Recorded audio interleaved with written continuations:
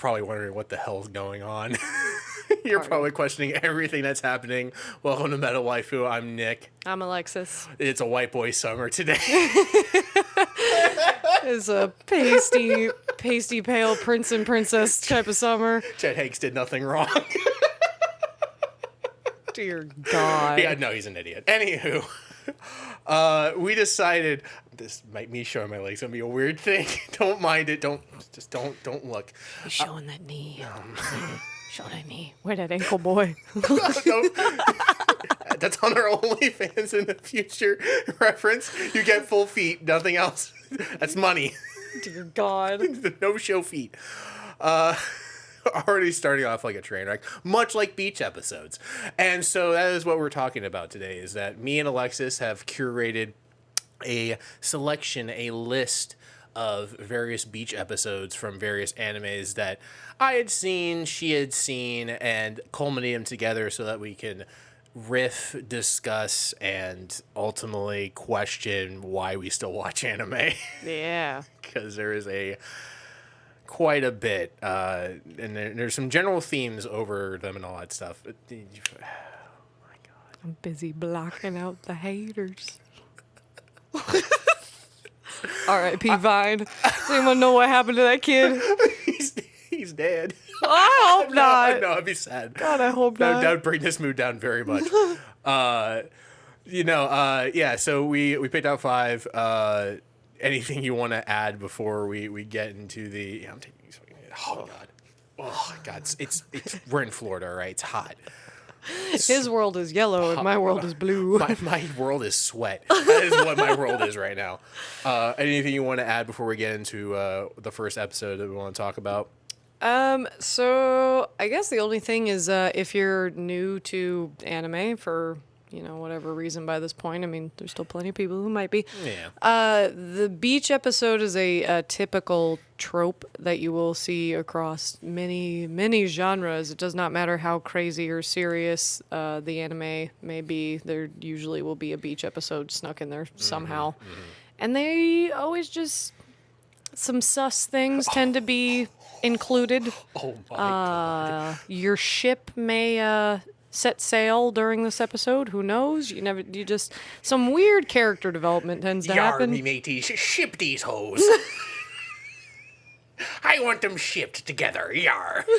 Yar. Yar. Dear Jesus. That is what a lot of anime fans are in these episodes, are just pirates wanting their booty shipped. That's true. This is a very, very fair statement. Yeah, it is basically, the beach episode is the quintessential if the term, you've ever heard the term oh God, why am I blanking on it? Fan service. You ever heard the term fan service? The beach episode is just that. It's designed specifically to make everyone who is a fan of the show and wants to see these characters do some questionable things, do those questionable things. And that is what the episodes culminate into.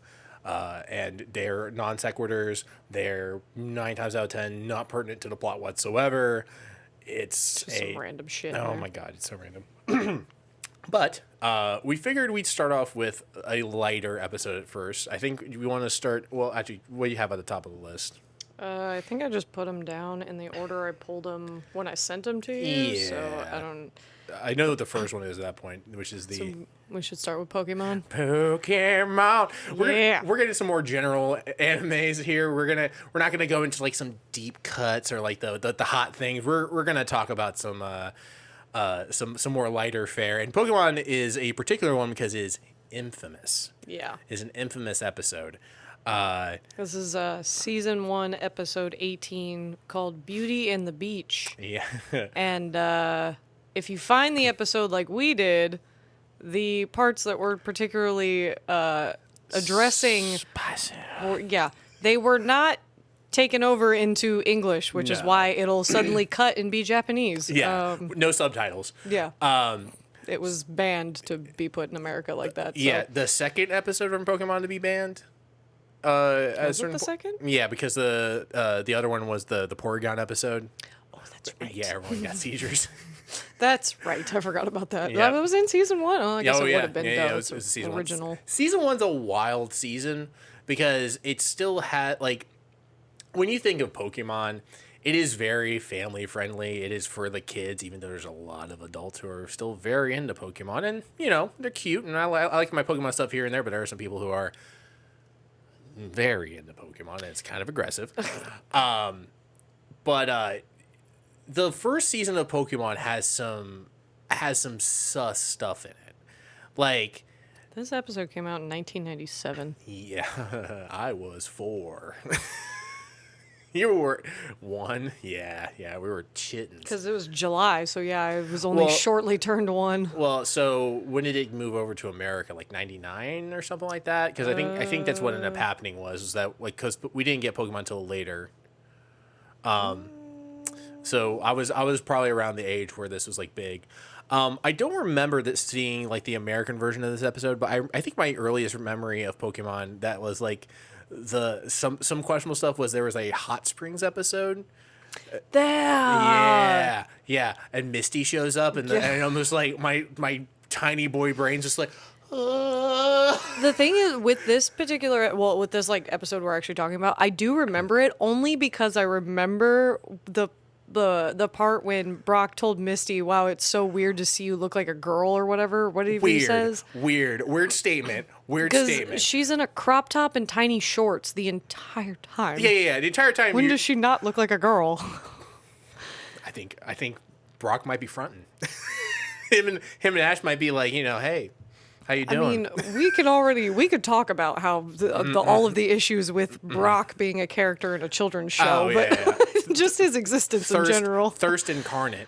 But yeah, so the episode starts off. I forget why they end up where they are in this island area or whatever. Well, I have the whole plot right here. Oh, well. I didn't mean to, but now I do. Good. Well, good. Now we have it for notes. How did they get there again? Well.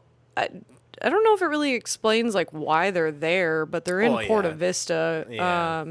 And so they've finally made it to Porta Vista. I think maybe that was actually I guess that maybe was part of the journey. Yeah. They end up landing there or whatever, and then they decide to have some beach shenanigans. What are you reading? Well, so this episode plot like literally has it broken down like completely, and it literally just Brock and Ash stare at her, and she asks them why they're looking at her funny. Ash laughs and says, "It's unusual to see you looking like a girl." Misty angrily throws a beach ball in his face. I forgot that was Ash that said that. Yeah, Ash was the one that said, but Brock agreed, as they did, and they're just like, yeah, of course. Yeah, and then we don't know what ladies look like. And then for some reason, because, Team Rocket's always around, so they have their Gyarados submarine thing. Yeah. But Pikachu stole the boat.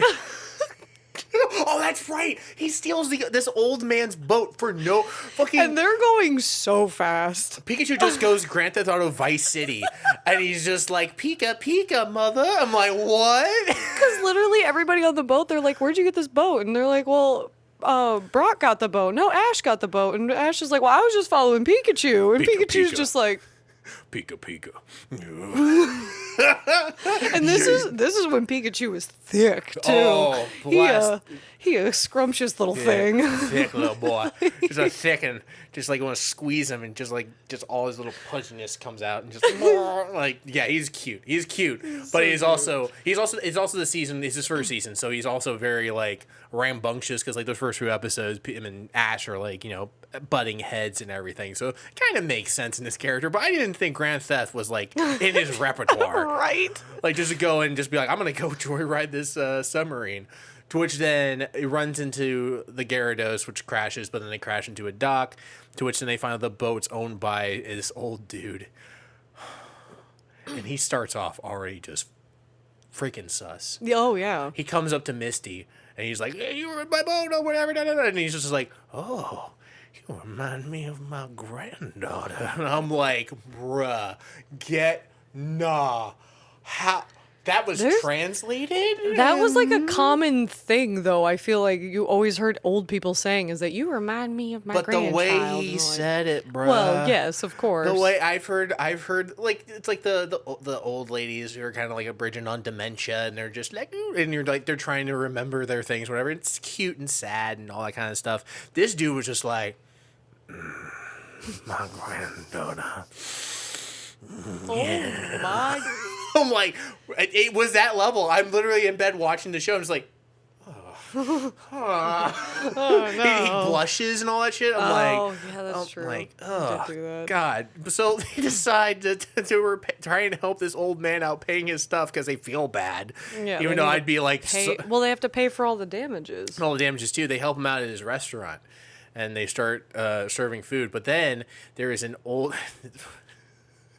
I love how the Japanese sometimes draw like old ladies because for some So aggressive. well like for some reason like I think somebody made a meme about it or whatever where it's like Japanese girls in their 20s, 30s, 40s are like, oh, no. And then like menopause and they just become tiny and like, and this lady just fits that bill, except she's like, she has like missing teeth and she kind of looks like low key, like a like older, angrier, shorter, like Jessie, which is kind of funny. Yeah. She kind of looked like her. But then they have to go help her out in her restaurant. And of course, it's like a fine Because they dining. need to pay. They don't have money to repair their submarine, and she can help them. Yeah, sus. Paris, I'm assuming hundreds and thousands of dollars worth of Team Rocket expenditures went to that Gyarados or whatever. So, you know. Gyarados. Yeah. Jesus. But they have dueling restaurants and they're competing against each other and shenanigans ensues. Team Rockets are being jerks and they try and sabotage the other restaurant. Well, Team Rocket was doing better than theirs, so then that's when Ash decided to use the Pokemon to help out with everything, which then attracted more people. Themed dining. Like it's like a Disney restaurant. Yeah, and then Meowth decides to come in and sabotage everything. By throwing bananas on the floor. At no point were they like, man, where are all these bananas coming from? And they'll see No Meowth logic. just be like, "Nyeh." No logic. Yeah, it's Yeah, and then wow. that's when his mother and Professor Oak show up. Bruh, he is 100% banging Ash's mom. Oh, of course. Absolutely. Of course.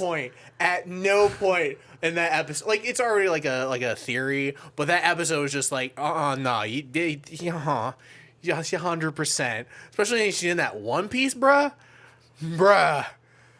Ma in that One Piece, bro. Pallet Town, just all about it.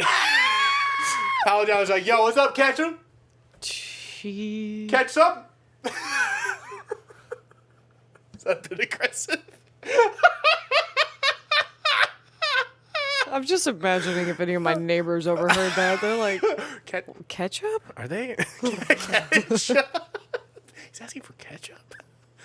Making burgers over there? He was so aggressive. Why is he so angry about his ketchup? With ketchup? Just condiments. It's just a condiment, bro. Condiment cheese.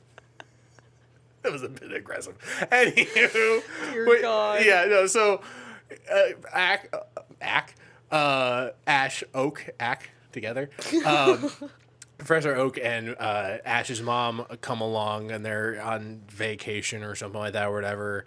And in order to get the funds they need, I guess... Well, Professor Oak was the one that knew about this contest. The Beach Beauty and Pokemon costume contest. Right. The prototype before they actually had like in like the Pokemon games, like the Pokemon contest where you do like the beauty pageants and stuff and everything. I never did those because I was like, this is I did. we're throwing hands. Why are we putting trinkets on these things, man? You know, I'm trying to get my EVs up. You know what I'm saying? I ain't about doing a beauty pageant. Scrap. But so they figured they're gonna try and get the money for the repairs and everything through the beauty pageant. I don't even remember this. It says that she explains to Ash that she and Professor Oak are in Porta Vista with the Pallet Town Volunteer Patrol. Sure. I don't remember that being said. I but don't remember that either. I just assumed it was Oak was just like, yeah, hey, honey, you want to go to the beach to see your son? Right. Let's also talk about how this contest starts. Brock is the MC. Yeah, sus. How does he not know about that contest, but yet is now emceeing the contest? How does Brock's like, there's ladies there? I will MC. Seriously, Yes, the man please. is Jesus, like drier than the Sahara. Jesus. He's just thirst patrol. Like, just get this man a hose. Just get this man like a fire hose grade. Just like just. It still can't be quenched. Nurse Joy, please. You bring joy to my life. Oh God. Can you also just repair my Onyx real quick? Thanks. Jesus. I didn't mean to sexually Onyx. harass you. Onyx is such a shit Pokemon too. God. Damn. Hating. I mean, he's not as bad when he becomes Steelix, but he's still not that great. I mean, he's pretty mean. He's pretty mean. He's pretty meh. But yeah, so they have this Pokemon this beauty pageant Pokemon thing or whatever, and it starts off with Misty and her Staryu with Squirtle on top of the Staryu as like a UFO. Yeah, it's supposed to be like an extraterrestrial. An extraterrestrial. Ooh. And they're just like, and then of course it's like Misty makes like an off comment where she's just like, this is embarrassing, but I gotta do it for the money. And I'm like, bro. Girl, we know you're enjoying it. Yeah, you're all about it. You're like, oh, I'm so embarrassed. And then Squirtle like shoots water and it just like glitters down like stars or whatever. And I'm like, girl, okay. Girl, you ain't embarrassed about nothing. But you know what? Immediately after that is the reason this episode had gotten heavily edited. Actually, not even heavily. It's like it's a really small portion. I didn't realize how short it was. It was like maybe like 20 seconds, not even. Yeah, it's like 2 scenes because there was like an English part right in the middle, which was cutting to Brock being the MC. It's like so quick, this like weird cut. Yeah. So it cuts to Jesse and James going to the pageant. Now here's the thing of question is when... Now granted, hold on, they were being blackmailed by the old woman because she repaired their sub and then they need to stop the contest and destroy Moe's restaurant because like now you find out that these two like really have apparently some pretty bad beef. I don't know what the fuck. Kobe. But Angus. S&P is the thing for me. But yeah, so then go ahead. Yeah, so for Jesse's sake, Jesse looking fine. Like that one piece, so she has like a black one piece on and everything, that with the red. I'm just like, yeah. I'm about that. She bae. Yeah, she bae. I'm like, hell yeah. And then you look to Jesse, excuse me, James, the other J, the James in the J and J, and he's got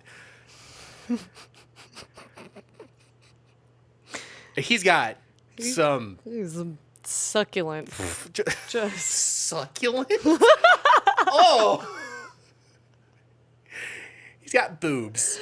Yeah. He's got whoppers. Yeah, they're big. He's got like some pushing like F's at least.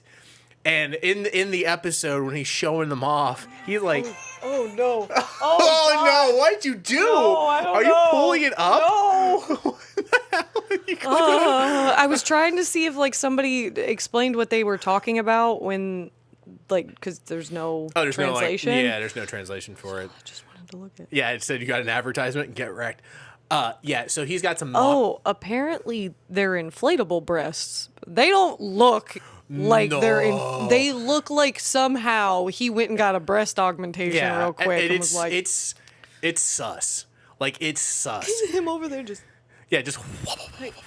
Like, he's got some mommy milkers. Like, it's insane. And he's got makeup on, too, and everything like that. And, like...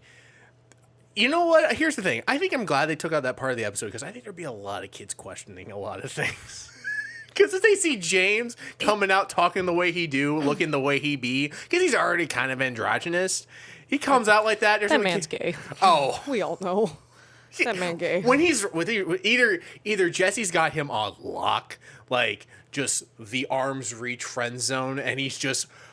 thirsting, like, please, just a crumb. I mean, honestly, I don't even, to be, like, completely honest, I don't think he's gay. I definitely think he's bisexual. Oh, yeah, I mean... I think James would be all about that lifestyle.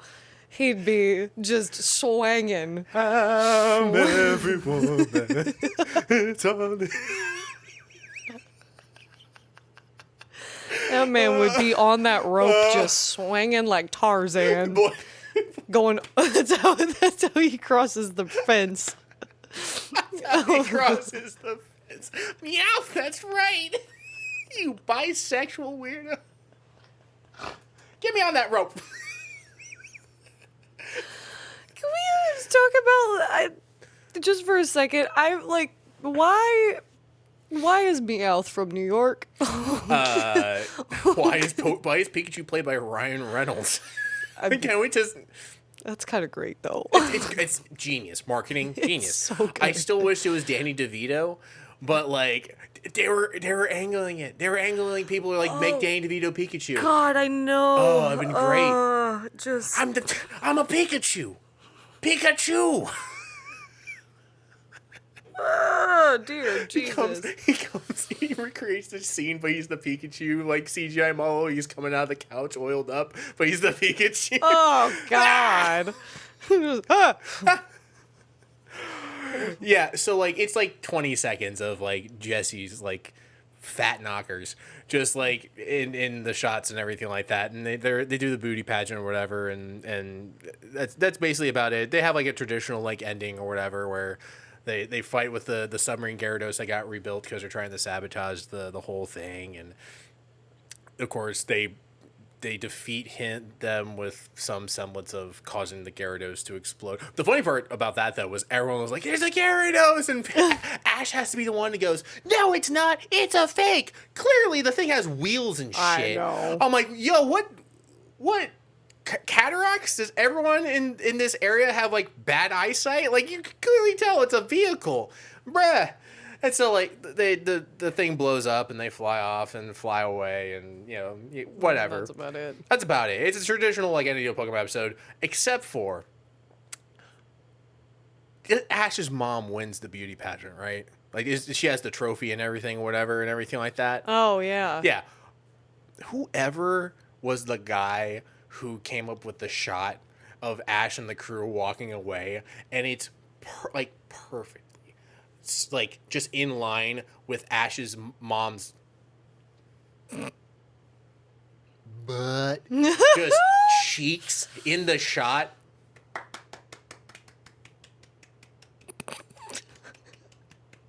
Ridiculous. Fucking bravo, bruh. Wow. Whoever drew those, like, it's a children's show, so, like, I shouldn't be happy that, like, but, like, I'm watching, I'm just like, that's intentional. You cannot tell me that a guy didn't draw that and he was just like, Of course. but yeah, that's the Pokemon episode. So that's the first sus episode we're talking about on this meeting. If you have spent a lot of time on that one episode. Well, there's a lot to it. There's a lot to unpack. We have five episodes to get through. Well, yeah, I know. Trying to power through or whatever. This might be a longer episode. It's just summer special. I mean, yeah, but Jesus. Yeah. So what's the next episode on that list that we want to talk about? So we're gonna go to Yu-Gi-Oh. So we got Yu-Gi-Oh GX Season 1, Episode 47. This is a different type of called sus. Chazanova. Chazanova. And it mainly revolves around Chaz and Alexis. That's the character's And let name. me tell you, this reflects a dark part of my life. I've been her. We don't just have the name in common. So, I forgot how much of an incel child was. Yeah, I did too. I forgot. I completely did. I forgot. He looks so cool. Yeah, well, exactly. Well, okay, two things I forgot. Like, early on when I was watching this episode, the irony that the last anime episode we talked about the Ojama trio, and I know, completely... and he's an Ojama. I forgot they were in that. Like, I was like, his main deck type was Ojamas. And they make me so uncomfortable. Oh my god, bruh. I love you, boss. I love you, boss. Whoa. Whoa. Fucking ugly. When they come together, become Ojama King. I'm like, why does he have that voice? Why does he? Why was the yellow one in like a red polka dot underwear? Because it's the Ojama trio, bruh. Twerking and just shit. like, hey, Hey, boss. what's up? What's up? so So uncomfortable. Like my cheeks clapping, Chaz. Honestly, but one of my favorite quotes, like, from an anime ever came out of this episode. And it was Alexis talking about her brother. And she was saying sometimes there's times like these when I wish he was still in a coma. There's times like these where I wish you were still in a coma. I'm like, bruh, what's wrong? Like, that's the most... She had two of the best lines. She had two of the best lines in that whole episode. That one, and then I didn't know we could be on the same par or top. I have a PhD in dueling. Oh, yeah. I have one true love, and that's dueling. Pterodactyl squeal. Bruh. When the girl you trying to court tells you that her true love is dueling. We haven't even explained what the episode No, is. so yet. Chaz is an incel and has like a dream sequence where apparently Alexis tells him that they need to be together. So Chaz is like, I need her. She's the one. Yeah, How do she's where she loves me. She just doesn't know She it. doesn't know it yet. She loves me. She doesn't know that. I'm like, And her stupid ass surfer fucking brother encourages him that, like, you need to beat her in a duel, bro. no, just beat her in a duel. Like he's like Quintessential surfer idiot. bruh, she doesn't understand the courting of love and everything like that. I think his logic. First off, the show's logic's stupid. Like, there's Yes. borderline no logic. But I guess his logic was the fact that Chaz didn't understand how to like go up to Alexis and be like, hey, we want to go out on a date. He was just like, in order to woo her, you need to duel because that's what you know, bruh. Yeah, and then he also told it. That's what you know, bruh. I know. I was waiting on the ukulele to come out or something. Like, He did. It did? He was on the boat. Wasn't he playing a ukulele? I forgot about that already. That dude just listens to Dirty Heads. Like, you know, that's all he listens He to. really does. Yeah, 100%. It's his favorite band. And he also told Chaz that he needs to get. Oh, and also, by the way, at the beginning of this, Chaz completely like gets rid of it. He just lets his cards go in the wind, and he's like, "I'm giving up dueling because I love her." And the Ojama Trio's like, "Boss, no!" Yeah, and then he goes and talks to Alexis's brother, and he tells him, you need to win or beat her in a duel, and he's like, well, I retired from dueling or whatever, and all of a sudden the cards sweep back in, and the Ojamas are just like, hey boss, we got you. What's up, buddy? We'll never leave you alone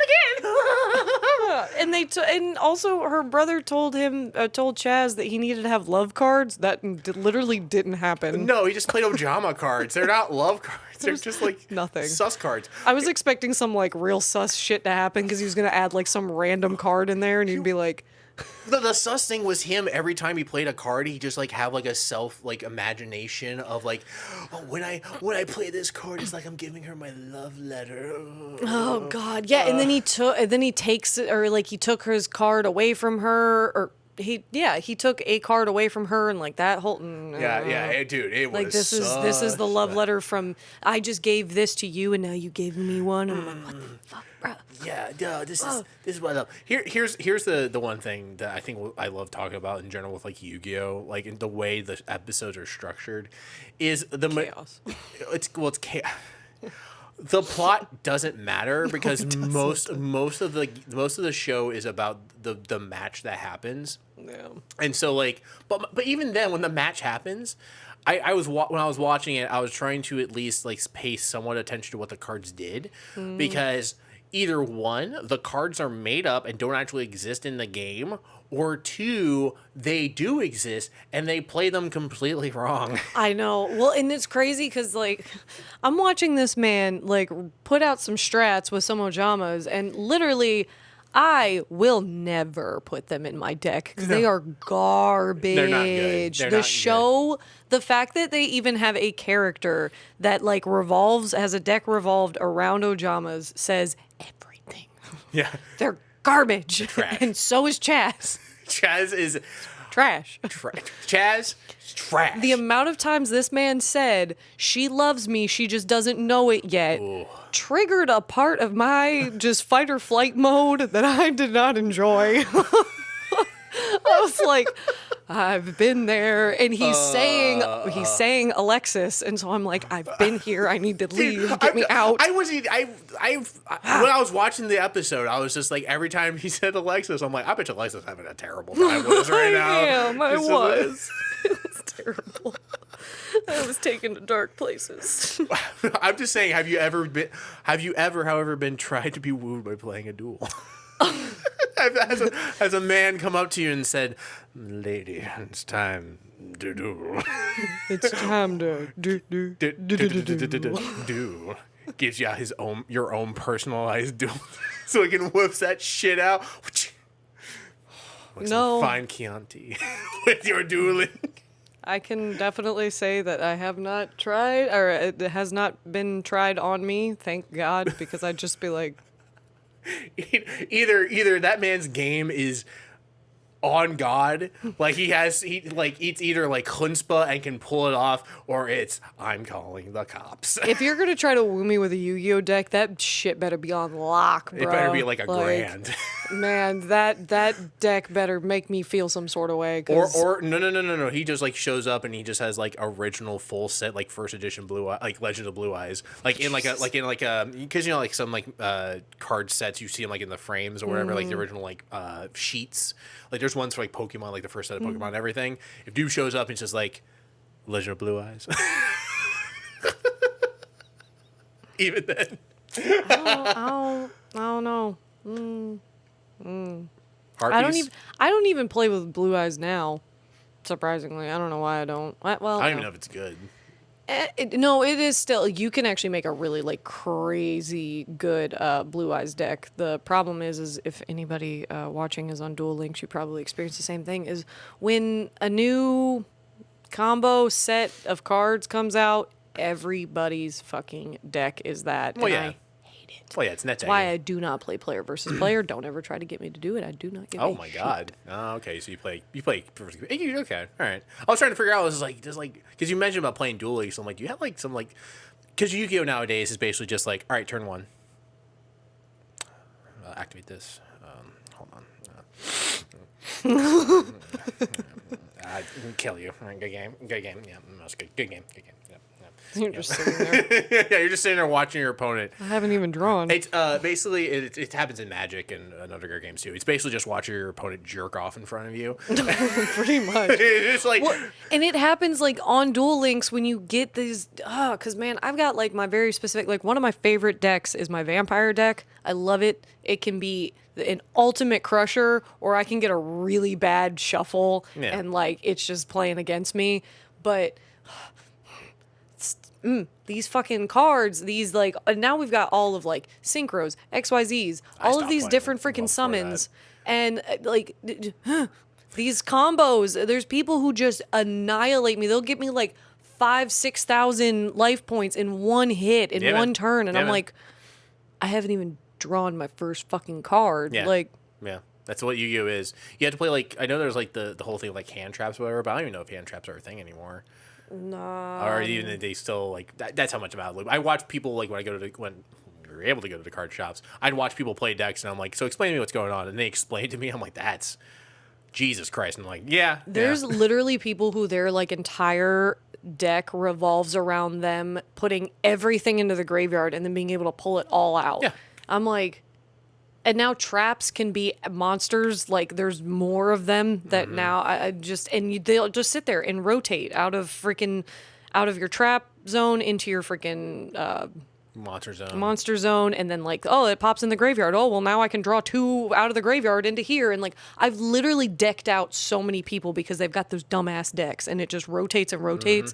And once I get that one that they can't beat because they can't, literally the whole deck is just to rotate. It doesn't gain, like nothing gains any CP or anything like that. Like nothing gets stronger. It just sits there. I'm like, all right, well, you just decked out because you're a dumbass. You're dumbass. You went to combo out, and then like you just. It's like playing people in Pokemon, and they're trying to go get their combo, or whatever, and then one of their combo pieces is in their prize pool. Yep. In their prize pool, and they're just like, search for their deck. Good game. Just run. It's best of 1. Still play best of 3. Oh god, I'm gonna cry to my mom. It's best of 1. So Chaz is an incel. That's the episode. Yeah, there was. I mean, yeah. Wow, it was. Yeah, and I like one. I forgot how Chaz was. I also just forgot how like stupid Alexis is. Oh, duh. She's not. I was like, Bruh. girl, like, go be your independent woman self. Go do you. I would Fuck also, them boys. But what the hell are Fuck you them. saying? I also feel like that's a attributed to the light writing that the show probably has or whatever. Like it's not Shakespeare. No, it's not at it's all. Yu-Gi-Oh. Yeah, like I think where Pokemon has like a bunch of questionable shit in it that's like clearly, some of it is gauged towards adults. Like Yu-Gi-Oh is, well, I would probably say GX especially. Original Yeah. Yu-Gi-Oh is not so much. No, original like if you read like original manga Yu-Gi-Oh, it's way more like almost horror based. Yeah. But when it, GX was like, this is for children. it's selling cards. Like if is. Yu-Gi-Oh wasn't as clear enough to just trying to sell like kids like cards, like Yu-Gi-Oh GX is 100% that. Yeah. So, but it's still enjoyable here and there. It was a good gaff. It was a good gaff. Yeah. A good palate cleanser for the next three that we have. Oh. Yeah, we got a few more to go through. The next one. So you want to do Free next? Yeah. So Okay, so Free. Iwatobi. I think, I don't know. Swim Club season 1, episode 6. There's only one season. Shocking no breathing. Okay. Hey, So this is the first of the animes that I actually hadn't seen, and there's I three. haven't seen it since it came out, which was 2013. I didn't realize until I rewatched this, and I God. was like, I watched this that long ago because I watched it like right when it came out. Okay, so this is the first of the other three. I'll say the other three that we watched. I knew of, but I had never watched. Yeah.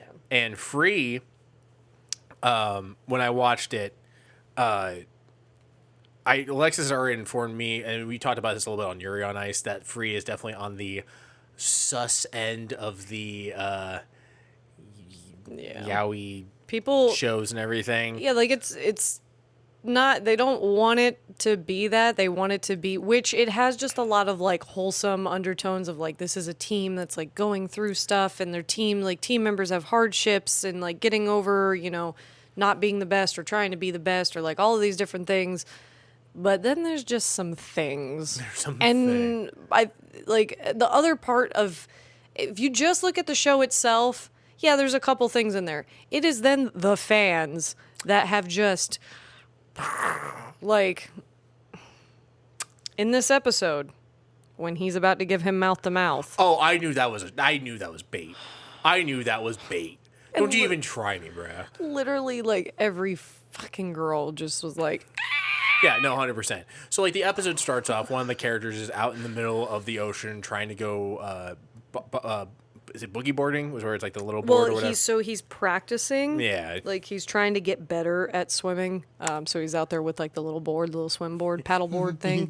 Him and his, In the middle of a fucking storm. in the middle of a fucking storm, and he goes out there and fucking, they're like, ooh, and he almost drowns, and one of the other guys comes out and tries to save him, and then he get cut to the, kind of a catchy opening theme. Yeah, it's no, a good opening. opening theme. is good. Yeah, it's about a solid 7 out of 10. The thing about this particular episode kind of versus all the other ones is usually beach episodes, like, again, like you said, don't really make sense in the plot. This one is actually kind of part of the whole storyline. Yeah. Because there's stuff that happens like before and after that kind of, because this is also one of those episodes where you get a really pivotal moment with a character, Yeah. which is him revealing about his past and everything. So Yeah. it has. It's a little more, it has a little more substance to it, which when you told me about Free, I was surprised a little bit. I was like, there's a little more to this than I initially thought, but I like Free. I always have. oh.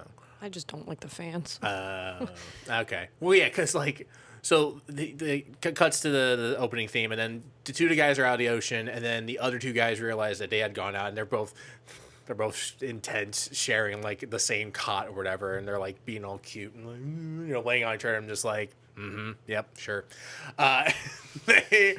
They go out and try and get the guys out of there, and there's a giant tidal wave and all that stuff, and they get separated out for a little bit, and they have the moment where the one guy's laying on the beach, and he's like, oh, he's still breathing, he's weak, and he goes in and tries to give him mouth to mouth, and it's just like you And can then tell. all of a sudden he just comes back. He just starts coughing or whatever, but you can just tell like the animator's just like, oh, almost. I'm gonna give it to you. Just a little. No, I'm not gonna get it. That's right.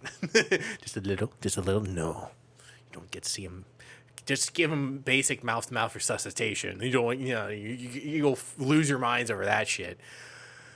Thirsty. Told you. So he comes to, and they have a moment, and then the two other characters show. I remember Ray. I forget the rest of the characters' names. Haruka, what is it? Nagisa, Makoto. Makoto's the one that has like the tragic backstory. Yeah. And has the fear of the ocean. So like, Yeah. it's that, and this is a whole big thing. Is like he swims it's 3 meters every day or whatever. Yeah. No, not know. meters, not kilometers. I don't know. I forget what the metric for swimming is. I actually did swim team, but I forget. It's well they swim that every day, and yeah, it's the whole. Yeah. So they reconvene He together. can't swim in the ocean. He can swim it in a pool, but he can't swim it in an ocean. Yeah.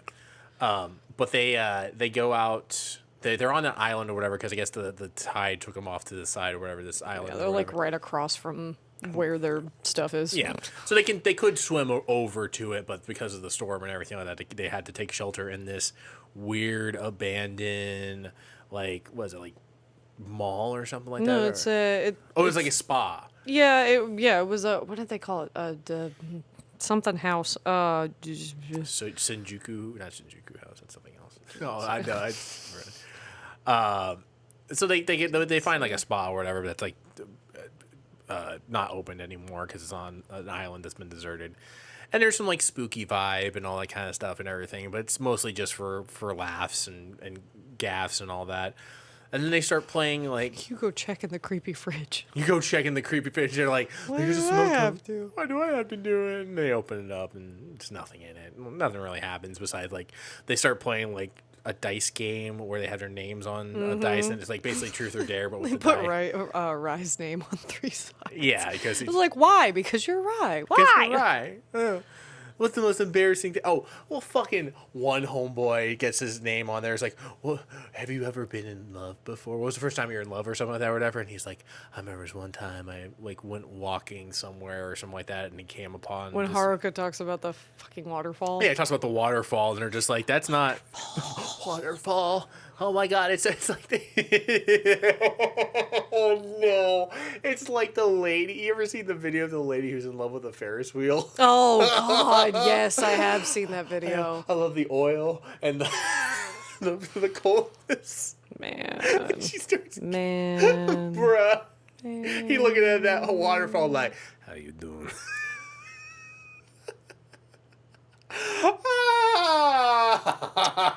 I'm sorry I took something incredibly wholesome and turned it awful. I know and that actually. Well, did you watch it on Crunchyroll? I did. Did you read any of the comments? Oh, God, below? no. Like, some people were talking about, like, they were trying to figure out what to label him as, and they were like hydrophilic and stuff because of his love for the waterfall. A hydrophile is what they're. Hydrophile, bruh. That's funny. He gets real excited when there's those little jets in the pool. It's a very, and this is kind of what my thing sometimes with like these sports related animes. Is Yeah. I totally understand you like loving everything about the sport, but they make some of these characters fucking weird. Oh, they make him very weird. So, well, okay, so like here's my second question of this show as we're watching it, because like the distracting thing and the thirst factor of the show. Are they like shirtless all the time? Yes. Okay. All right. That's understandable. Because I'm sitting there, I'm just like, they've been like the reason why I question it is because the cutesy one, I forget the dude's name, or whatever. That's Nagisa. I believe. Nagisa is wearing like finds like aprons to wear as like clothes. Like, we're not gonna wear aprons. Like, it's the only clothing we have, and he's wearing it, and he's just like, oh yeah, it's only you couldn't find shirts or whatever. Oh, I guess we're just gonna be shirtless. I'm like, yep, sure. That's absolutely yep. I know what this is. Yeah, I know what it's all about. I mean, and it's a they're swim team. They're shredded. Oh yeah, of course, shredded high schoolers. Yeah, shredded. Not even like high schoolers. Like they look like home. Besides Nagisa or whatever.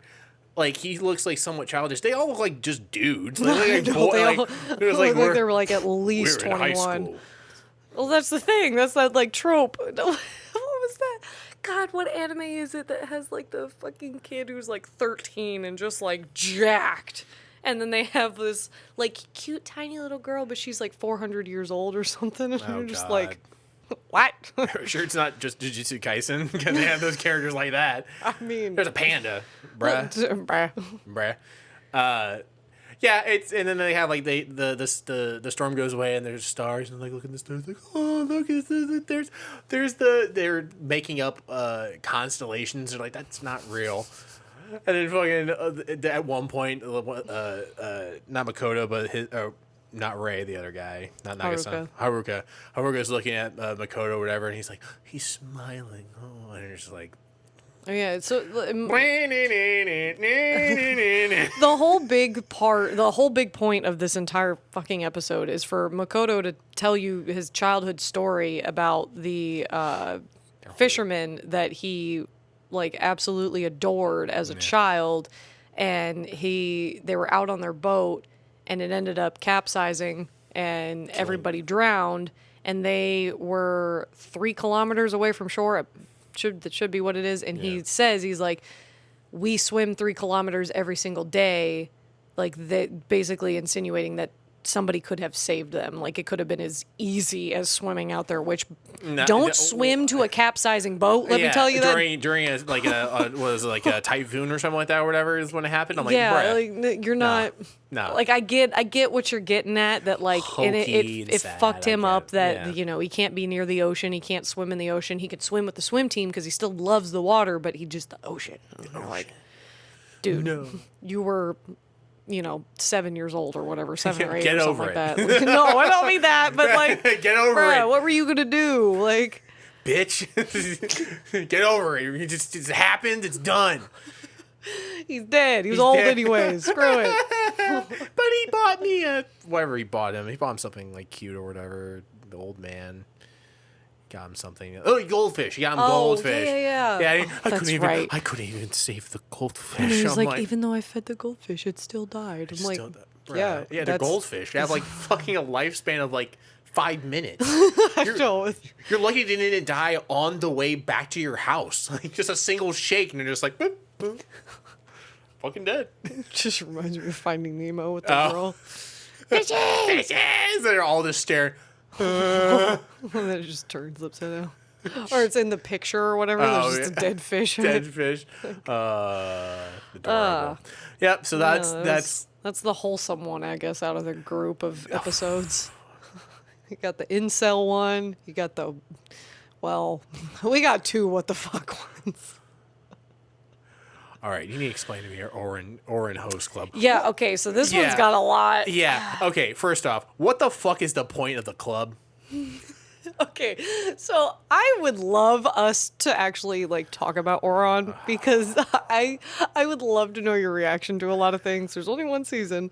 There's only one season? We can talk of the anime, yeah. Well, yeah, I'm not reading the manga, please. But Bruh. I met at Metro 2019. I met the voice actress for Honey Senpai, the little blonde one. Yeah. And she agreed with me that they need to reboot it. Like they rebooted Fruits Basket, and she was like, I'd be down for it. I was like, fuck yeah. But she also signed my book as Honey Senpai, and I was like, but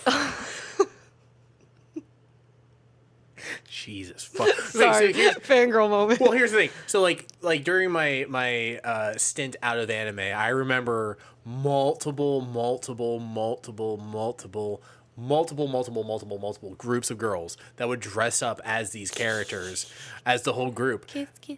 I forgot that was the theme song because I remember hearing that before. I'm like, oh, that's what this is from. Yeah. Kiss, kiss, fall in love. And I'm like, okay, what the fuck's going on? And I'm like, oh, one of the guys in the club is actually a girl. Okay, that checks. So, okay, so the episode we're talking about, Oron High School Host Club, season 1, obviously, episode 8, the sun, the sea, and the host club. So, the host club. So, Oron.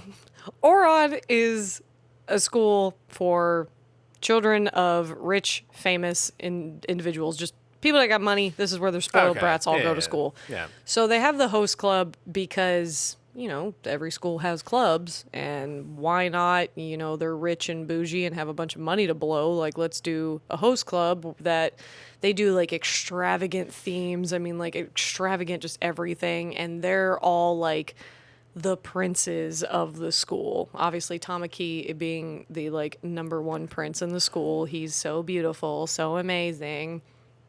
Kiyoya, your black-haired glasses character. Why I did that so aggressively, I'm not sure. Because they do it. I know. It's always like 3 fingers. Yeah. But, so he is like the, he's the books and the brains and the money. He's the one that's making sure all the funds are getting, where they need to be allocated. Tamaki refers to him as mommy all the time, and Kiyoya will sometimes entertain Tamaki by calling him daddy. And they're hilarious. It's great. I love it. This also, I just want to say Oron High School House Club because it has one of my favorite sets of voice actors ever, and also just because J. Michael Tatum is in it. But anyways, sorry, I simp hard for that man's voice. I really do. If I ever finally get to meet him in person, Jesus. Focus. Anyways, Focus. this is why we probably should just do an Oron episode. I mean, sure. But anyways, This is the prelude. yeah. So then you have, oh my god, I'm dying. You have Hikaru and Kaoru, who are the twins. Their whole thing is that twincest. That's it. That's their whole shtick. They're aware of it. That's the purpose. It's not going to change. That's the thing.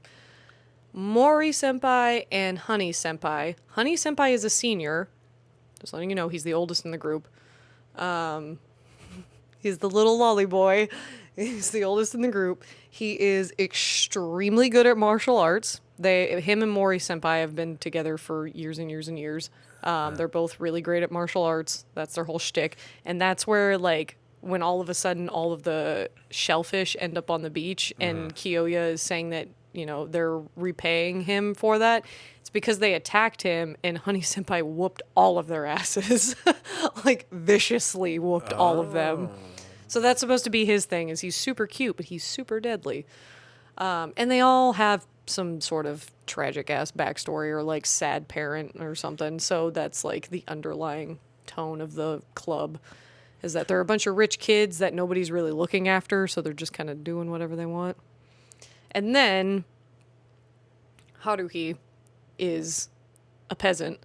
A commoner, as they will always call her. She's a commoner. So she got into Oron through scholarship. And what happens is she gets lost on her first day in, and she's like, she looks like a boy. She's dressed in like a freaking sweater vest thing that just, she's flat chested and then she looks like a boy. Yeah, they made sure to make that a point during that. Yeah, with the bathing suits. Yeah, make sure she has frills to cover up her A cups. I'm like, Jesus. Just to hide the fact that she's as flat as a board. I'm like, damn, I feel attacked. Fucking Christ. Leave me alone.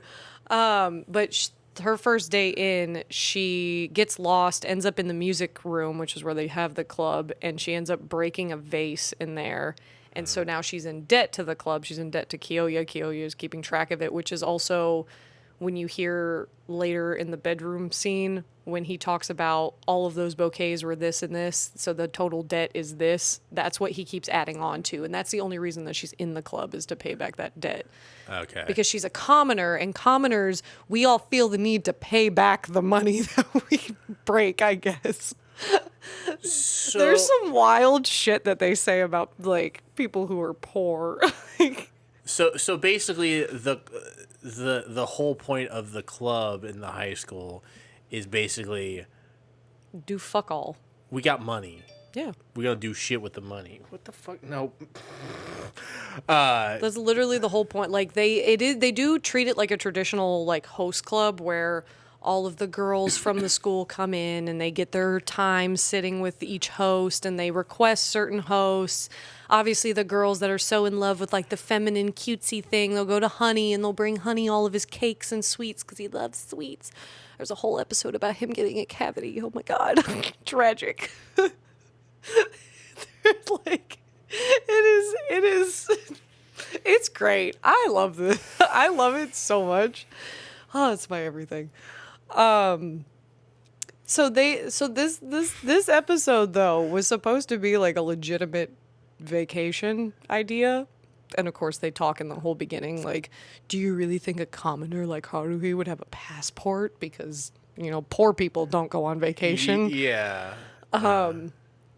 So they end up at a Kyoya's family's private beach, and it ends up being they end up bringing girls too because No, there's a line while they're on the beach or whatever. There's a lineup of, I'm not going to say the thing I'm going to say, but of high school girls who are interested in said host club. They want to sit with Tamaki. You're talking Yeah, about that line? or like taking the photo or whatever, or something like that when they're on the rocks or whatever. Like, oh, it's your turn. Like, Well, yeah, they're sitting with him because he literally, like, the first scene you see is him being like, oh, I'd sit here with you forever or whatever the fuck it is. Him just like wooing her and like, oh, it's so great that it's just you and I. But yet there's like 80 girls in the fucking line. The irony of the whole situation. Yeah. Just it's a mess. It's a hot podge. The weird thing with the girl though is because like she's supposed to be like young or whatever. She has her voice actress has a very like surprisingly deep voice, which I was like, it was a little contrasty or whatever. But I was like, oh, okay. I mean, it's whatever.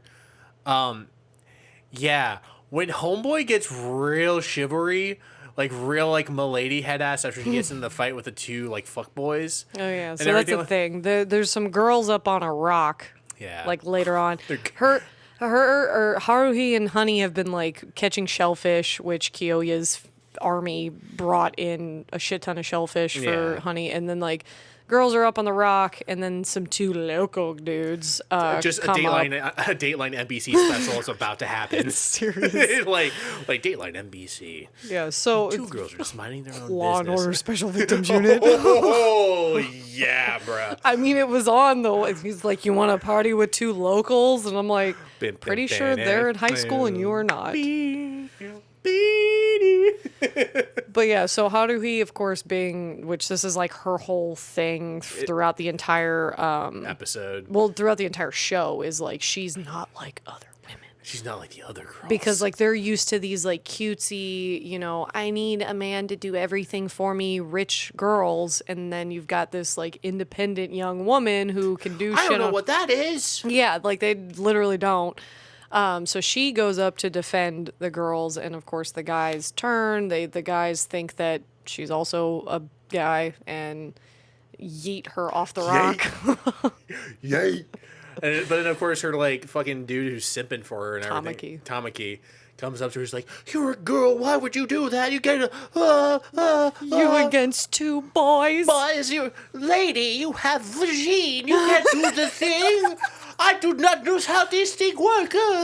I love you, but I just don't know how to express it because I'm confused. And their relationship is a doozy the entire time. I hope his heart's broken. You don't want to know how the manga ends. Yeah. How could this happen? Does it get to that? Does it get to that level where he's just like, he fucks it up? Please tell me. That happens just like intermittently throughout the entire show. Yeah, he seems like an idiot. Or the entire story. Yeah, I mean he is. He's really because the rest of the crew at least goes like we're you know kind of upset about it because we care about you like at least like Honey or whatever, like they try to at least be a little cordial about it, but like the guy who you're supposed to be like hoping they get together gets real like I won't talk to you till you admit you were wrong. Yeah, dumbass, slap him across the head. And like she's not wrong for what, like there was nobody else around at the time. What are you gonna do? But then, and we also didn't talk about, there's a whole random section where they try to figure out what Haruhi is scared of. Oh, yeah, that's the whole thing. I love Mori. Mori, you're my senpai, not a sentai. Oh, my God. Oh. Just to see if she's scared of sharp objects, he just like puts a harpoon right up to her face and You're just my like, senpai, not hello? my sentai. Bruh. Bruh. At one point, fear. There was a bunch of dumb like. There was fear of ghosts, which Oh, yeah, was that's Hikaru right. and Kaoru. Yeah, the twins. Yeah, then there was Honey, afraid of the dark, which scares himself. Aw, that's cute. Mori was being scared of sharp objects, and Tamaki wanted to do the snakes. Oh, that's right. They're poisonous. You We didn't dumbass. think- Wait, aren't there no rat snakes in Okinawa? Yeah. Well, you see like the they're little poisonous, snake. whatever the You see the hell. little snake heads popping out. They look cute as shit. You're just like, I know, because he's carrying the bucket while he's running. He's like, what do I do? oh God, I'll bite your ass, but I'll be cute doing it. Mm. Oh, it's ridiculous. Yeah, but then the episode ends with there's a thunderstorm going on. They her and Tamaki. fucking milady chivalry over here fucking have a moment because there's a thunderstorm and she freaks out. You get 2 moments in this episode because the whole story revolves around whether she's going to end up with Kiyoya or Tamaki. Like, I don't want to say the spoiler at the end of the season, but there's like this whole thing. Mm-hmm. So you get the fan service with Kiyoya first, which is she eats too much crab and gets sick. Bruh. And that as she- crab, by the way, when they're cracking it open, I'm like, oh, Like- just like the thickest, juiciest crab meat. I'm like, just butter that shit up and shove it. I was like, where's my nearest Joe's Crab Shack? Right. Fucking Tokyo drift into that bitch real quick. But yeah, so she ends up in his bedroom. They end up talking. He talks about like, well, I had to do this. I had to send all them a bouquet. Like, we did this to those guys. Hikaru and Kaoru almost like beat them to death. La da da da. Yeah. And then he wants to make this point that like she is a woman, that she's below men. And like he's making this point by pushing her onto the bed while he's shirtless. I had to fucking cut out the almost rape. I almost had to cut out that part out of my fucking brain. It's then a she's little, like, it's a little sus. Yeah. I know, like a little sus. Because she like counters him and she's just like, counters him. She fucking like just hits him with the heart. Fucking she's just like, you wouldn't do that. Like you don't have the heart for it. And he doesn't do it. But I'm just like, what? She says you won't benefit from it. Yeah, I'm like, what the fuck is this shit? What did this turn it? Yeah, it was a little. And then he like rolls off of her and is like, "You're a fascinating woman, Haruhi." And I'm like, wait. Like every single like beach episode we watched so far, because we're gonna get to the last one, and it's the most sus out of all of them. They're all sus. So here's the thing. Here's the constant theme between these beach episodes: sus shit and horny. You all are horny. Beach episode is where all of it comes out. It is. You All are of it. like if you are all about these beach episodes, you got to find Jesus. You gotta like go outside, like just figure something out. vitamin D. Get other D. Like just any, like bruh. Like it's just, I get it, but like nah. Like it's just at a certain point where I'm just like, whoo. But then so before we get into the final sus thing, the end off with the Orin Host Club thing.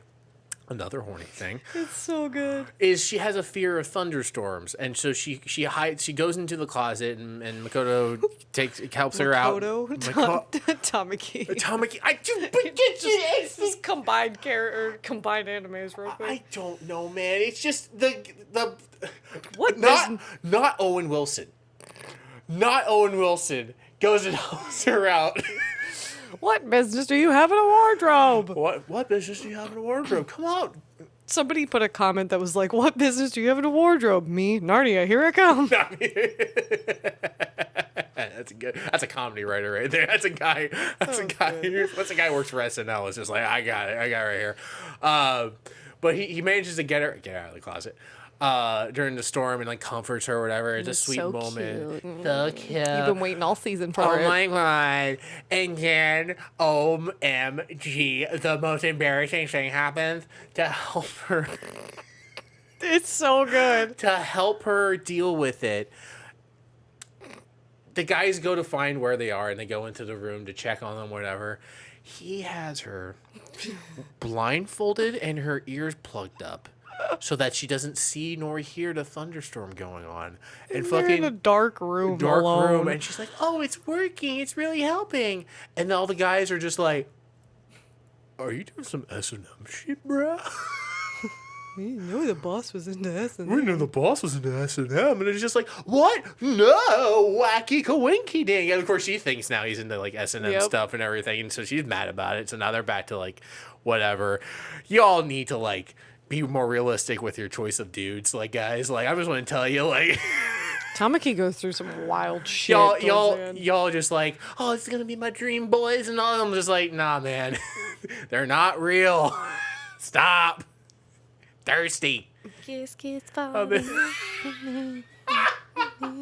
Y'all need Jesus.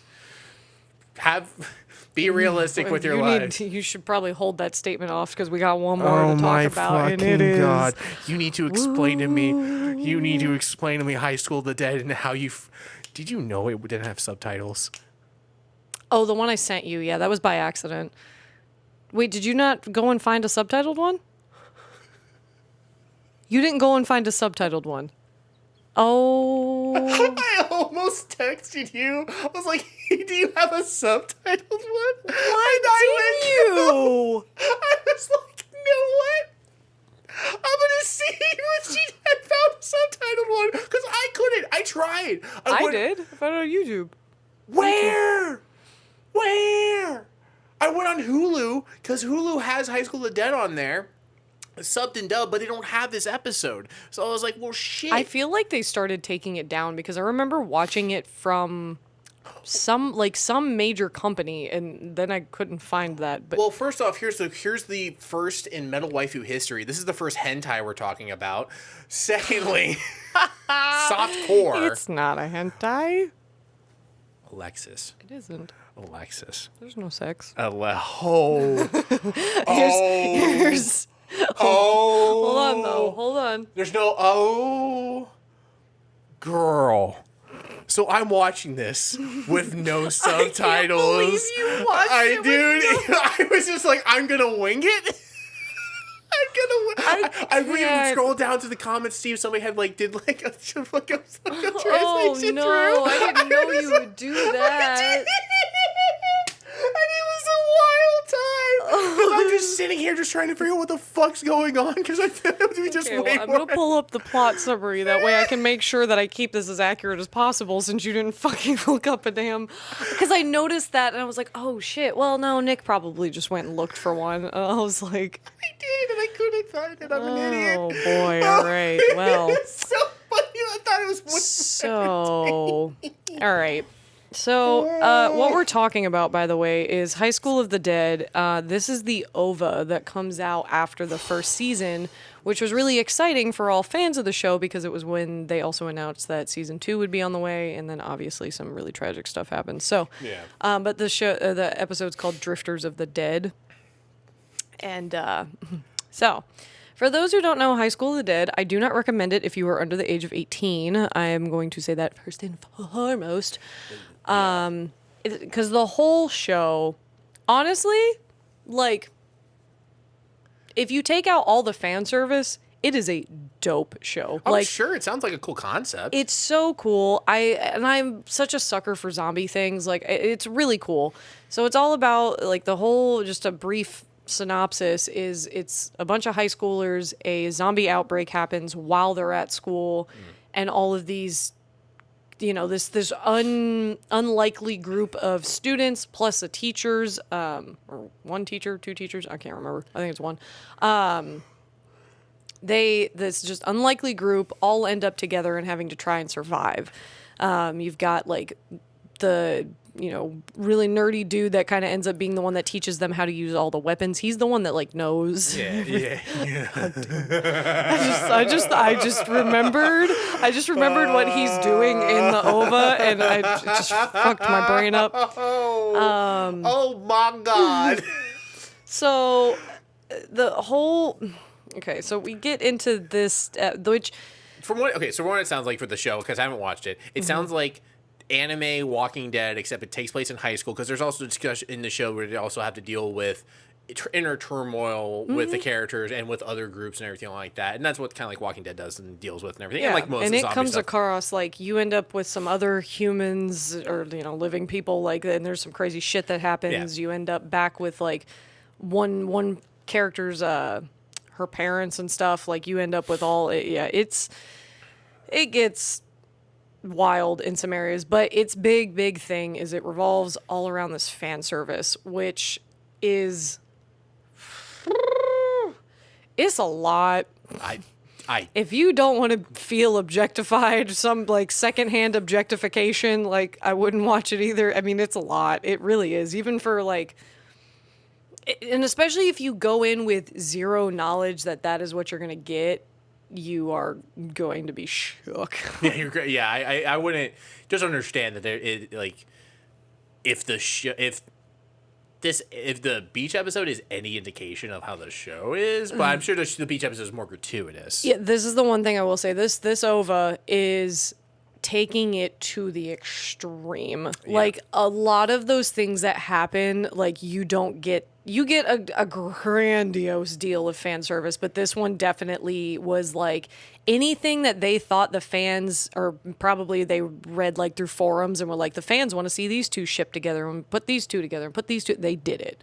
They did it, and that was like the whole purpose of this. This is the actual archetype of a beach episode. Yeah, like it has no connection to the plot because it never in any point of the show, at least that I remember, do they talk about ever trying to get to an island or being even near an island. Like that's never a goal. Like it's never brought up. It is just, we made this episode.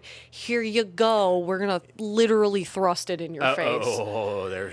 Okay. So give me what the fuck actually. So they find this beach area, right? Yes. What?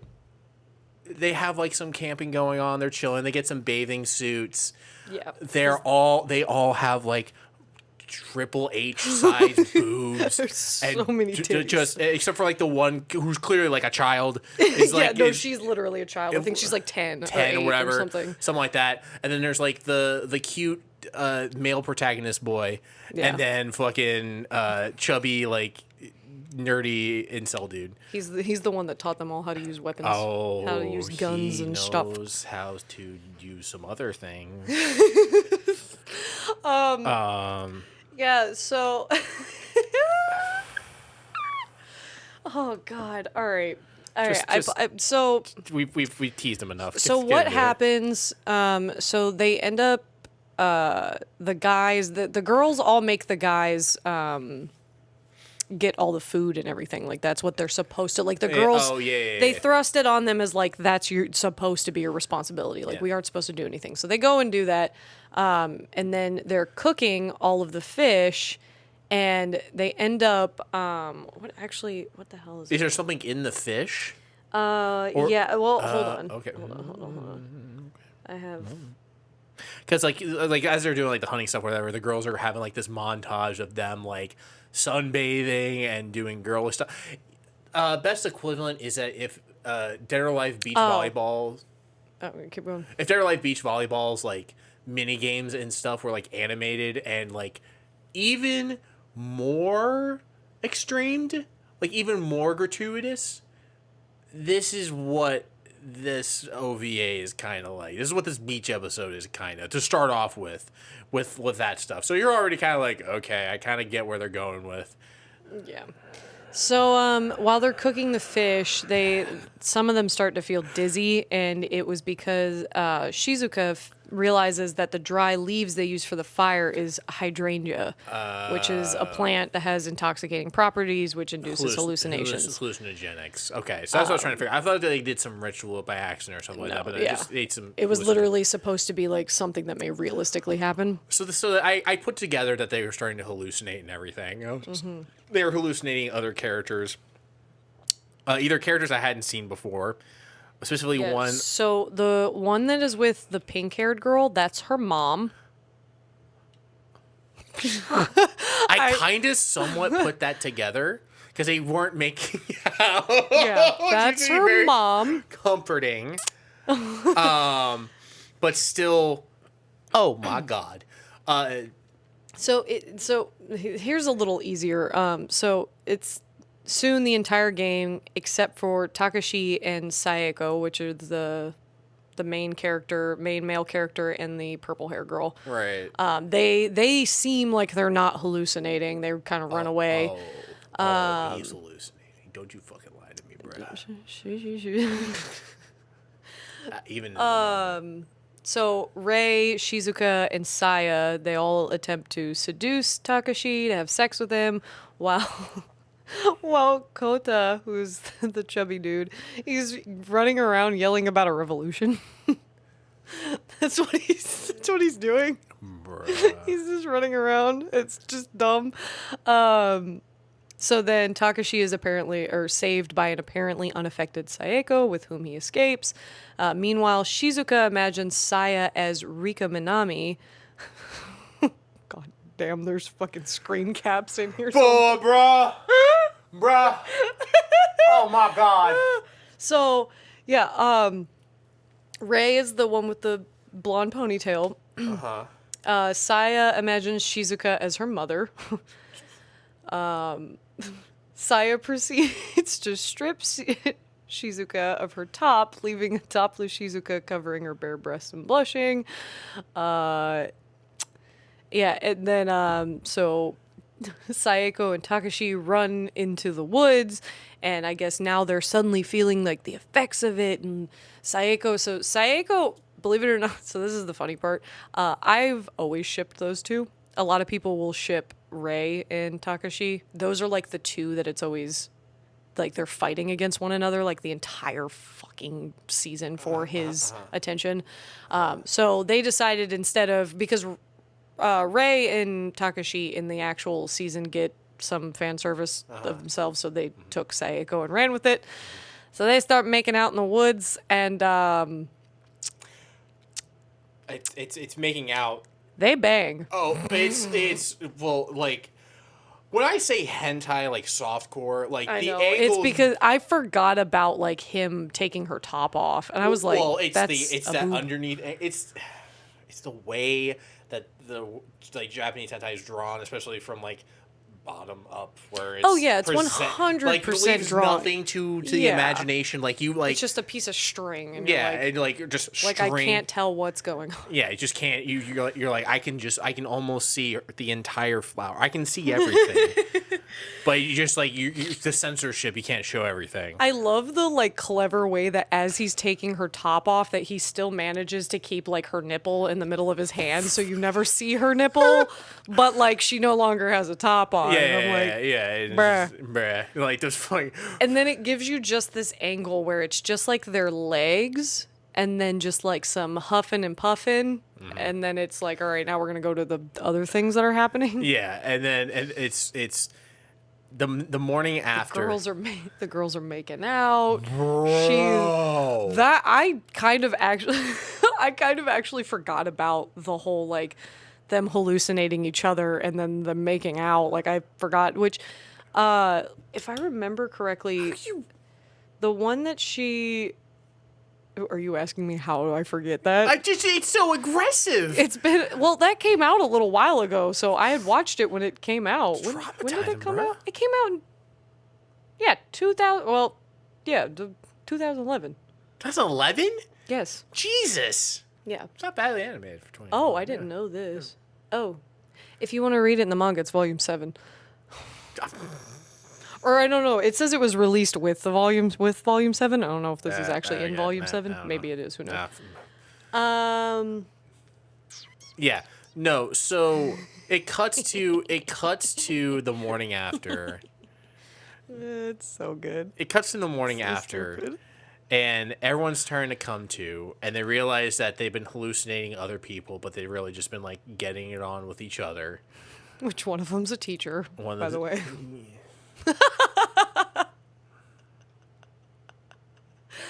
One of them. Horny. You're all fucking stop. Yeah. Horny sheriff's coming in. This was like the one thing that the entire time I was like, they're high schoolers, they're high schoolers, they're high schoolers, they're high schoolers. And like They're 18.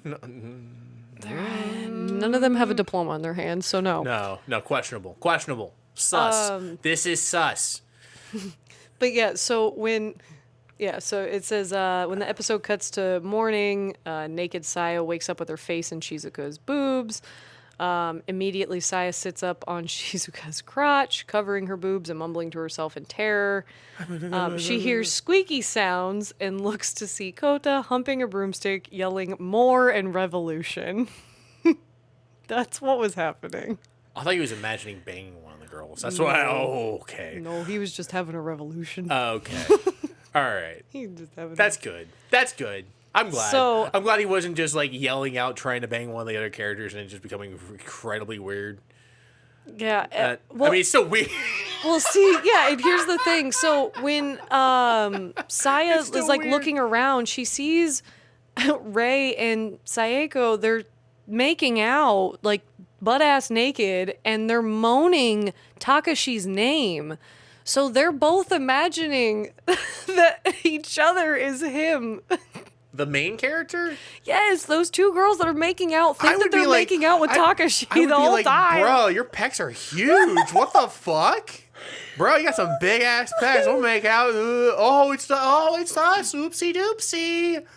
What a coincidence. And then the you know what? After all that's said and done, you find the dude later who's like hallucinating. The little girl, Alice, is the one that found him because she comes like screaming to the group like, "Oh my God, you need to come see Takashi!" Oh, thank God she didn't hallucinate. Fucking Yeah, thank well, God. I'm real glad that they chose to leave the child out of please, it, thank even though God. the other ones are still children. But you know, I know Japan's got a weird consent law. and Come on, man. We ain't gonna get into that, but I No. I get it. All right, get it. Ugh. But yeah, so they they follow her out there to to find Takashi. He's got like what, three or 4 zombies Yeah. that they're all like trying to get to him, but he's like still asleep, and he's like saying each of the girls' names. So basically, he's Yeah. imagining that he's like gangbanging all of them, like, or I guess it would be him getting gangbanged by them. 'cause Verse there's- gangbang or whatever Yeah. it is. Yeah. So Horny. Fucking horny. Stop. Stop It's it. so aggressive. Jesus fucking Christ. I'm literally watching it with no subtitles. Just like, what the fuck am I watching? 16-minute episode. 16 That's minutes. it. 16 minutes of just porn. It's just porn. It is. It's so aggressive. It's what it is. Listen, man. I get it. I get it. There's a time and a place for it. You know? Just you gotta do what you gotta do. And that's also how they chose to announce that season 2 was coming from the show. Let me just tell you that. They're like, we want to see more of this. Yeah, because Season like 2. at the end it says like to be continued, season 2 coming, and you're just like, I'm traumatized. Season 2. I don't know if my body's ready for season 2 right now. Yeah, I'm gonna have to show you some amazing clips from High School of the Dead because the titty sequence with the bullet is just classic. The titty, and when I say and do this, it's a sequence. It's incredible. So yeah, that was the tip of the iceberg one. That we went from like very just like small, subtle, just Pokemon having like 20 seconds of the episode where you're like, what the, why? To Jesus Christ, why does this not have an like freaking rated R like stamp before it even starts? Do we want to rank these episodes real quick? And like, are we ranking them on what scale though? Because if we're doing best to worst, I don't think you can do that. Because that's objective as hell. It would have to be the worst being the Yu-Gi-Oh episode. Oh, so we're doing best to worst? Well, no. So I would go from, I think the pillar would have to be entertainment, like how entertaining the episode is, and how much the episode is of fan service. And I feel like you have like this balance, right? Because like the free episode, I think, was like entertaining, but didn't really have much of the fan service. So it kind of like sits at, like, I feel like it's a 4. Whereas like the Yu-Gi-Oh episode, I say, is at a 5 for a beach episode because it barely qualifies as a beach episode, except for it's entertaining in the fact of how fucking like fucking questionably incelish Chaz is. I would almost say putting High School of the Dead at a 2 because it's quintessential to the idea of a beach episode. But it's just a lot. The entertainment value is me fucking losing my goddamn mind of like, oh my god, what am I? I'm just watching pornography. It's a lot. 3 would be like I guess I'd say like the most entertainment to like value I had, I guess, would be the Pokemon episode, really.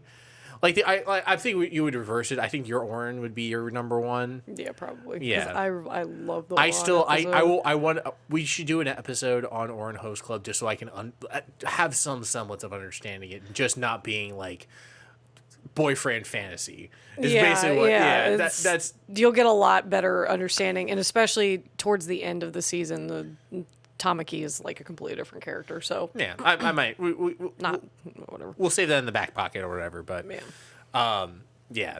So that's like, I feel like that's kind of where we all kind of sit at. Like, Yu-Gi-Oh at 5, free at 4, and then like 1 and 3 is interchangeable between Pokemon Orin Club, and then 2 is High School of the Dead because. Yeah. Oh my god. I remember the first time I watched that High School of the Dead episode. I was like, "Oh my god, there's another episode!"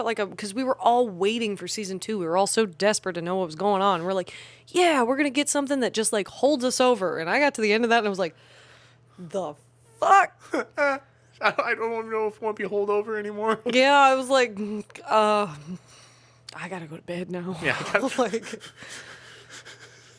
Yeah, it was. Let's dream out. I gotta sleep the horny away. I think for a while I thought. I think somebody commented that like that entire episode they thought was a fever dream, and I was like, I agree because I for some reason like blocked that out of my memory. The author is just like having like this hot nightmare. He's just like. Must make. Yeah, because like the only part that I distinctly remembered when I said like, oh, we definitely have to talk about this was like he bangs zombies. Like we got to talk about that. I forgot about everything. That was the cell. Was like, oh yeah, that's funny. He accidentally bangs a zombie. Ooh, whatever. He might get crotch rot. And then you're just like, oh. Yeah, I was surprised it was still on YouTube. Yeah, I think it got taken down in a lot of places because I remember watching it from. I don't know if it was like the direct company that I forget which studio pushes it. I feel like it was from them that I watched it, but I don't 100% remember. But yeah. I think they're starting to take it down or cut on it because it's on Hulu. So if you want to watch it, the actual series is on Hulu. So if you want to watch it on a streaming service, it's on there. Yeah, there's still a lot of fan service. There's still a lot of ass and titties, and they both do weird things. Gravity is not a thing. It's just doing weird shit, bruh. Physics doesn't make sense, but muscular structures, ass and titties, ass and titties. But its core like storyline is really good. That's why I legitimately enjoy it. I'm like, God, it's good, but there's just a lot of just naked. There's a scene where all the girls shower together. Of course there is. How far along are we in this episode? It's an hour and a half. Hour and a half. All right, you're fucking tired of us talking about beach episodes. Holy shit. Oh, what a wild ride. 5 episodes, and it took us an hour and a half. There's a lot to, unpack. A lot to dissect, a lot to peel as an onion. There's just so many fucking layers. So glasses come back on. Kiss, fuck myself. What? Did you say kiss, go fuck myself?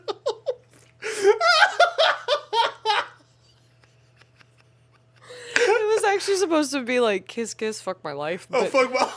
I stumbled on my words because I started laughing at my own joke before the joke even happened. You so pulled a me laughing at my own jokes. I'm gonna continue blocking out the haters. I yes. can't see shit. Yeah, I can't, dude. These fog up on me aggressively, so I can't see jack and squat. All right, anime episode for May is done. Next episode is gonna be our metal episode, and strike it, reverse it. Much like me listening to the Gazette for Alexis' birthday. Oh boy, Alexis and I are getting to listen to some Mastodon for my birthday. Yeah. Oh yeah. Oh Lord, I can't wait. I am just happy that I didn't have to do any background research on this because I get tired. I'm excited to think that you expect me to write anything. No, I didn't expect you to write anything. I just expect you to talk more than me. So that's all I need. There'll be a lot of talking. Get my lips ready. Cool. All right, y'all. Appreciate you. Have a good first half of May, and then we'll see you in the second half. Yeah. All right. Bye. Whoop, whoop, whoop, whoop, whoop, whoop. Nyah, nyah, nyah, nyah, nyah.